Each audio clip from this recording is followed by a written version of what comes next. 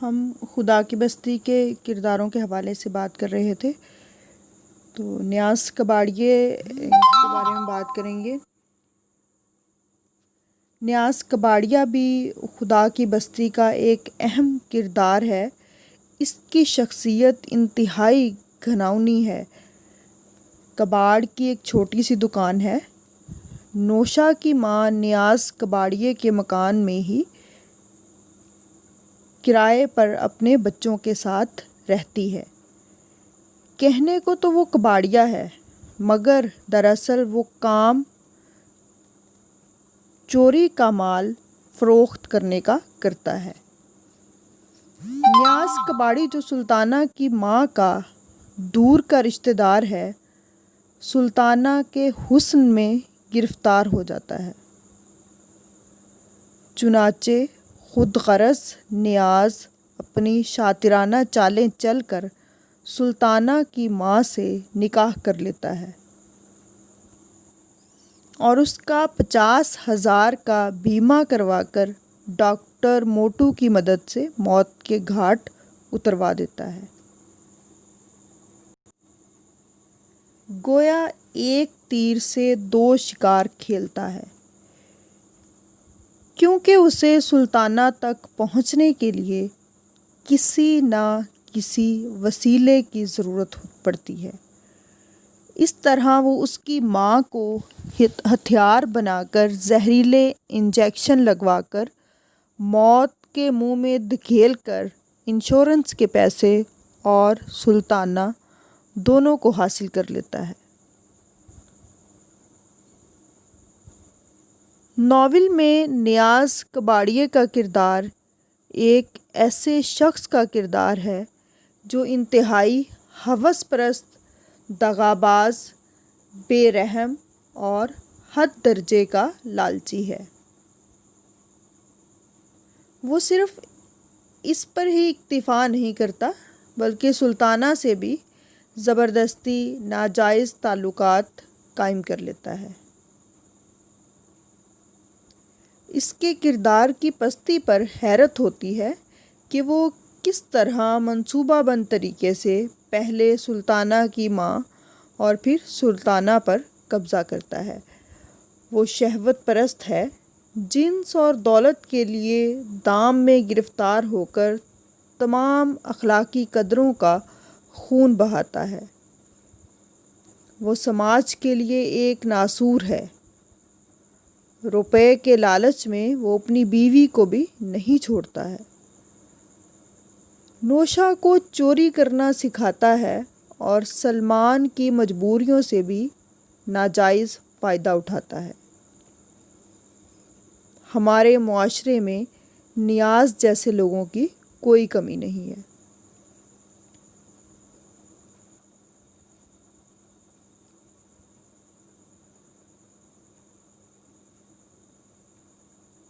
Novel کا یہ باب انتہائی سنسنی خیز اور مایوس کن ہے، جو قاری کو آنسو بہانے پر مجبور کرتا ہے۔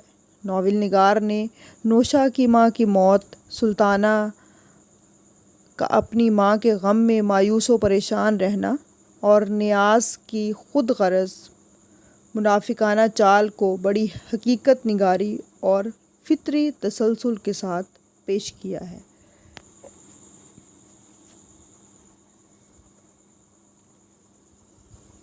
سلمان بھی اس ناول کا ایک اہم کردار ہے۔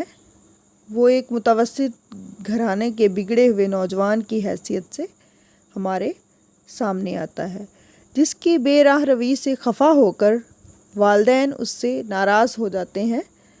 وہ ایک لاپرواہ نوجوان ہے جس کے سامنے کوئی منزل نہیں۔ پہلے وہ انسانی خدمت کے جذبے کے تحت فلک پیما تنظیم میں شامل ہوتا ہے، لیکن یہاں بھی وہ زیادہ دنوں تک کام نہیں کر سکا، اس لیے کہ اسے خود معلوم نہیں کہ اسے کیا کرنا ہے۔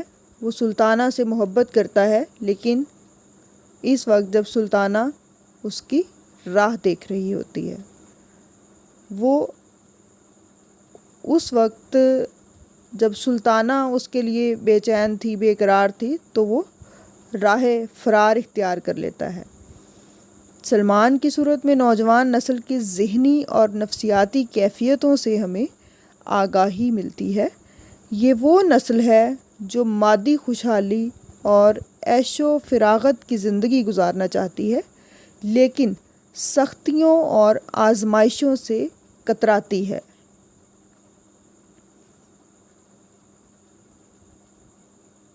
تو یہ بات کلیئر ہو گئی کہ سلمان جو ہے وہ ایسی نوجوان نسل سے تعلق رکھتا ہے یا نوجوان نسل کی عکاسی کرتا ہے جو یہ تو چاہتی ہے کہ اس کی زندگی میں خوشیاں آئیں اور وہ زندگی کو بھرپور طریقے سے گزارے اور ایک کامیاب زندگی گزارے، لیکن اس کے لیے چونکہ محنت کرنا پڑتی ہے تو وہ محنت سے جو ہے وہ گھبراتی ہے۔ یہ نسل جو ہے وہ محنت سے گھبراتی ہے، تو محنت سے گھبرانے کی وجہ سے جو ہے وہ ناکامیاں سامنے آتی ہیں۔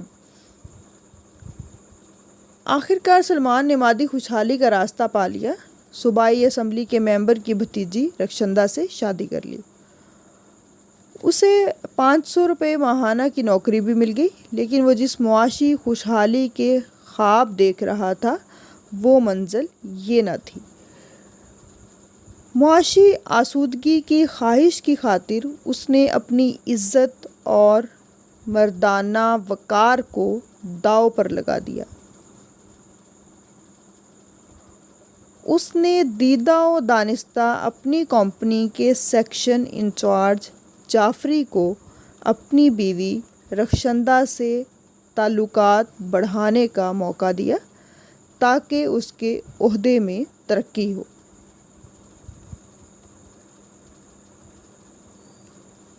لیکن ان دونوں کی بڑھتی ہوئی بے تکلفی سلمان کے اندر شدید اضطرابی کیفیت پیدا کر دیتی ہے، مگر وہ اپنے باس جعفری کو ناراض نہیں کرنا چاہتا ہے کیونکہ اس کی ملازمت جعفری کے ہاتھوں میں ہے اور جعفری اس کی اس کمزوری کا فائدہ اٹھاتا ہے۔ اور جب پانی سر سے اونچا ہو گیا تو اس کے لیے اور کوئی چارہ کار نہ رہا کہ رخشندہ سے علیحدگی اختیار کرے، اور وہ رخشندہ کو طلاق دے دیتا ہے۔ سلمان اور رخشندہ کے ازدواجی رشتے کا ٹوٹنا اس بات کی شہادت ہے کہ دھوکے اور فریب سے پر اس سماج میں مقدس رشتے بھی آلودہ ہو جاتے ہیں۔ پہلے تو خود سلمان اپنی بیوی کو مغربی طرز پر آگے بڑھاتا ہے اور پھر رخشندہ کی دلچسپی اور ضرورتیں جعفری جیسے شاطر انسان سے تعلقات استوار کرنے پر مجبور کرتی ہیں، اور وہ رخشندہ کو شمع محفل بنا دیتا ہے۔ جعفری اپنے اقتدار کے دھونس پر ایک شریف انسان کی بیوی کو اپنے دل کے بہلاوے کے لیے استعمال کرتا ہے اور اپنی جاگیر سمجھتے ہوئے اس سے جسمانی رشتہ قائم کرنے میں بھی کوئی حرج نہیں سمجھتا۔ غرض یہ کہ سماج دولت اور علم کے اعتبار سے کتنا بھی ترقی یافتہ ہو جائے، مگر جعفری ایک ایسے ہی سماج کا فرد ہے۔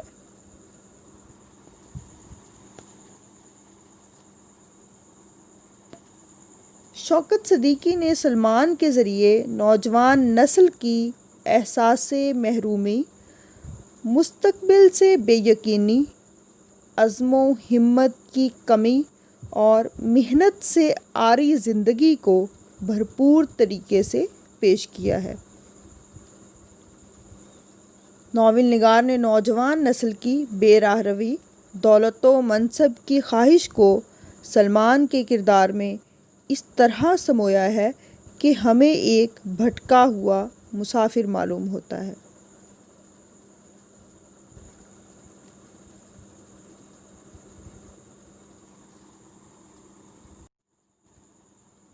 سلمان جس سماج میں پروان چڑھتا ہے اور جس ماحول میں وہ اپنے تجربات، احساسات اور ذہنی و جذباتی کشمکش کے دور سے گزرتا ہے، یہ واقعات اور ان کرداروں کی پیشکش کا حاصل ناول نگار کے خیالات ہیں، جو ناول کے راوی کے بیان کے روپ میں یوں ظاہر ہوتے ہیں۔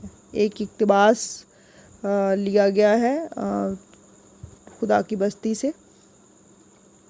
نوشا جیل میں تھا اور خان بہادر فرزند علی کے فرزند ارجمند بیرونی ممالک میں اعلیٰ تعلیم حاصل کر رہے تھے اور اپنے مستقبل کی روشن صبح کی دہلیز پر کھڑے تھے۔ اپنی اپنی قسمت ہے، یہ خاص و عام کی قسمت کا فرق ہے۔ خاص خان بہادر فرزند علی پیدا کرتے ہیں اور عوام نوشا، راجا، شامی اور انو کو جنم دیتے ہیں۔ ان میں کوئی قتل کر کے جیل جاتا ہے، کوئی کوڑی بن کر ایڑیاں رگڑ رگڑ کر موت کا انتظار کرتا ہے، کوئی تپ دق میں مبتلا ہو کر خون تھوکتا ہے اور رکشہ کھینچتا ہے، اور کوئی ہجڑوں کے ساتھ تالیاں پٹخار کر کولے مٹکاتا ہے۔ اقتباس ختم ہوا۔ اس ناول میں سلمان کا اپنی بیوی کو دوسرے مرد کی باہوں میں دیکھ کر ذہنی کشمکش میں مبتلا ہو جانا اندرونی تلاطم کو نظر انداز کر دینے کے مترادف ہے۔ نوشا کا جیل جانا اس کی بے بسی کا اظہار ہے۔ جس سماج نے مجرم بنایا وہ آزاد ہے اور معصوم سزا بھگتنے کے لیے تیار ہیں۔ راجا کا کوڑ کے مرض میں مبتلا ہو کر کتوں سے بدتر زندگی گزارنا، شامی کا رکشہ چلانا اور انو کا ہجڑوں کی ٹیم میں شامل ہونا، یہ تمام عوامل ایک پسماندہ طبقے کی زندگی کی عکاسی کرتے ہیں اور ان بچوں کی ذہنی نفسیات کا ماہرانہ تجزیہ بھی پیش کرتے ہیں۔ اس طرح یہ ناول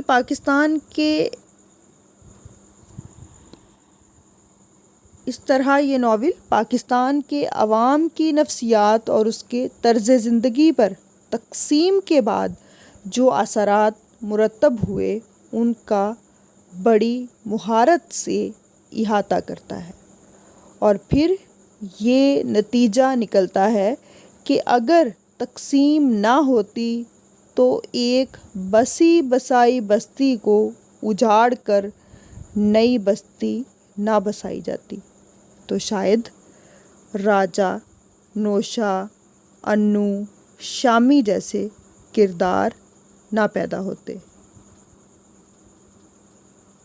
اگر دیکھا جائے تو نتیجہ یہ نکلتا ہے کہ مصنف نے 3 بچوں راجا، نوشا اور شامی کے ذریعے سے ایک خاندان کا نہیں بلکہ پورے معاشرے کا جائزہ لیا ہے۔ ان میں کچھ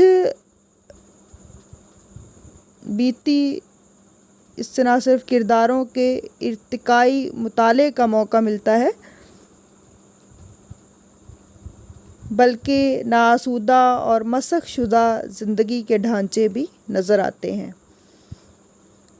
اس ناول کے مطالعے سے یہ ظاہر ہوتا ہے کہ خدا کی بستی میں سلطانہ اور اس کے خاندان کی تباہی اور بربادی مرکزی نقطہ ہیں، لیکن ایسا نہیں ہے۔ نہ صرف یہ کہ نوشا اور راجا کی بے راہ روی اور تباہی کے ذمہ دار لوگوں کو منظر عام پر لانا انہیں مقصود ہے، بلکہ یہ کردار اس لیے لائے گئے ہیں کہ ہمیں مجموعی معاشرتی صورتحال سے واقفیت حاصل ہو، اور یہ تینوں بچے پاکستان کے ان ہزاروں بچوں کی نمائندگی کرتے ہیں جنہیں معاشرہ انسانوں کی طرح جینے نہیں دیتا اور وہ مجرم بن جاتے ہیں۔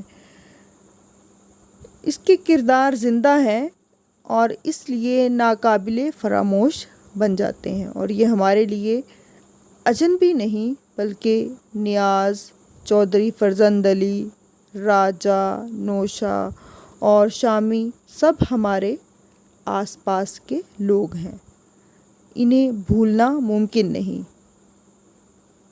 یہ بات بھی کھل کر سامنے آتی ہے کہ اس نئی مملکت کے وجود میں آنے کے بعد کس طرح اسے لوگوں نے تعمیر کی جگہ تخریبی کوششوں کی آماج کا بنا دیا۔